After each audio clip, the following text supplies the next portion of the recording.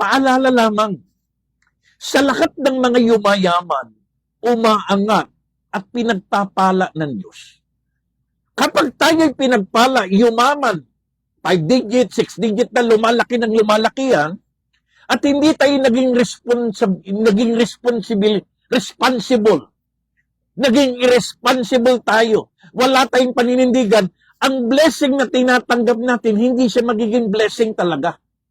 It will turn into burden that will break us.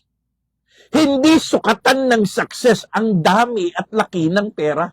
Kung bagsak naman ang ating karakter, bagsak naman ang ating commitment, at bagsak naman yung ating concern sa ating kapwa. Pero sandamakmak ang pera mo, pero hindi ka makapagbigay sa Diyos. Hindi ka tapat. Sandamakmak pera mo, pero hindi ka makatulong sa pamilya mo, sa magulang mo, sa kapatid mo. Sandamakmak ang pera natin, pero hindi ka makatulong sa mga nangangailangan. So rich, but responsibility-less. Pakisulat. Wealth without stewardship leads to wreckage.